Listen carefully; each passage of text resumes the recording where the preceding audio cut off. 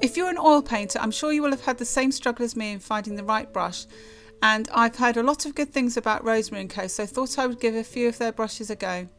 I should state for the record that I have not been sponsored by Rosemary Co, so this will be a totally frank and honest review. You've probably seen these brushes pop up in your feeds, heard whispers in art forums, and maybe wondered if they live up to the hype. Today we're going to find out.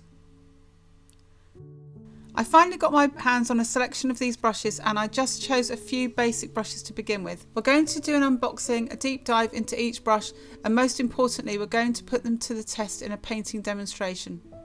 By the end of this video you'll know if Rosemary Co brushes are truly worth the investment for your oil painting practice. First up, we've got the Hog Bristle Filbert brushes.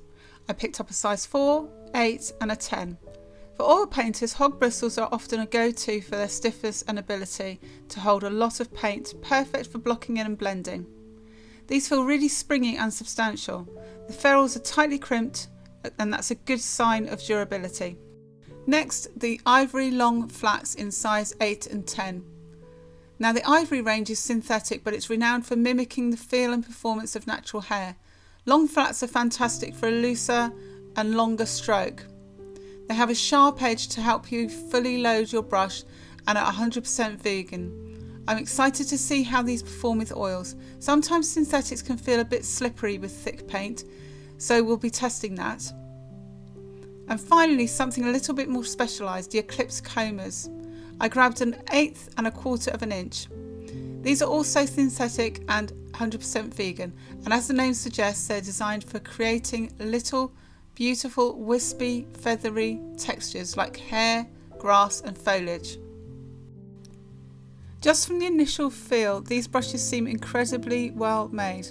The handles are comfortable and they feel really good quality. The bristles look pristine, but looks aren't everything in the art world, right? It's all about performance. Okay, so the palette is loaded, oil board is ready. Let's get painting and see what these brushes can really do. I'm starting with the Hog Bristle 10. You can see it picks up a generous amount of paint for those thick, juicy strokes. This is perfect. It holds its shape really well, even when pushing heavy body paint around. This definitely is a workhorse for laying down initial layers and blocking in large areas. Now the smaller Hog Bristle size 4. See how it drags the paint?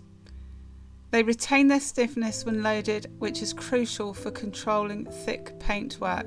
And if I wanted to work with broken colour and create a more expressive brushwork, then I would do, but for this piece of work here I'm just blocking in the background. Next up is the Ivory Long Flat size 10, and this is where we start to test the synthetics. The big question with these synthetics is, are they too slippery for oil paint, which is something that I have found in the past. Not these. They're incredibly smooth, yet they still have enough drag to control the paint. The edge is really clean. They're brilliant for defining shapes such as crisp horizons and even applying thin, even washes if you wanted to. They also clean up beautifully, which is a great plus for synthetics. Now the Ivory Long Flat size 8, which is just as impressive. A big question would be, can they create sharp edges and fine lines? And the answer to this is yes. Look at that edge. You can also turn it on its side to experiment with a variety of strokes.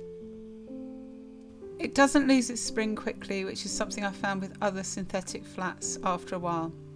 Now for the Eclipse combers, starting with the 1/4 inch. One main question with this would be, how effective are these specialised brushes with texture? They're fantastic for adding feathery touches, and they can create multiple fine lines at once. Imagine if you were doing distant trees, grass, even animal fur. It's so efficient. It's definitely a brush that speeds up those tricky textural elements. And now the smaller 1/8 inch comber. One question would be, do they maintain their shape with thick paint? And yes, they do. The bristles separate nicely without clumping. It's precise enough for smaller patches of texture. If you're trying to create realistic hair or foliage, this will be a real game changer. It's synthetic, so it cleans easily and doesn't hold on to paint like some natural hair brushes can.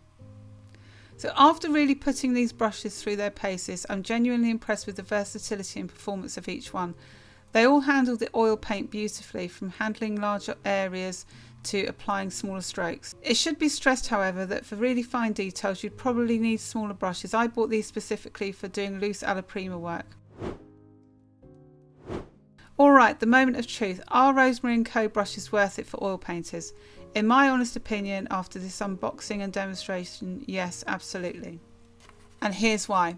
They feel incredibly well made, the ferrules are solid, the handles are comfortable, and the bristles, whether natural hog or synthetic ivory and Eclipse, are top notch. I expect these to last a long time with proper care. Each brush performed well and exactly as described and often exceeded my expectations. The hog bristles are fantastic for texture and paint load. The ivory synthetics are incredibly versatile, offering both crisp edges and smooth application without feeling overly slippery, and the Eclipse combers are great for textural effects. While they might be a bit more expensive than some entry-level brushes, the quality and performance you get for the price is excellent. They were far more reasonable than I expected. They truly feel like professional grade brushes, and for oil painters specifically, they address common challenges like paint load, texture creation and maintaining brush shape. If you're serious about your oil painting and looking to invest in tools that will genuinely improve your work and enjoyment, I highly recommend checking out Rosemary & Co, and for me personally, I would buy a few brushes to begin with and then build up your set. You can also buy pre-selected sets through companies like Jackson's, and I've put links in the description below to a few of these sets. However, I knew specific brushes that I wanted and it was easier for me to order them directly from Rosemary. I know that if you live in countries like the States, the shipping charge is quite significant, whereas I live in the UK where Rosemary and Co brushes are made, so it's quite lucky for me that I don't have to pay that excessive shipping charge. What are your go-to brushes? Have you tried Rosemary and Co before? Let me know in the comments below. If you enjoyed this video and would like to learn more about how to care for your paintbrushes, hit the video on the left. If you would like to see my ultimate oil painting guide, hit the clip on the right. Thanks so much for watching and happy painting. See you in the next one.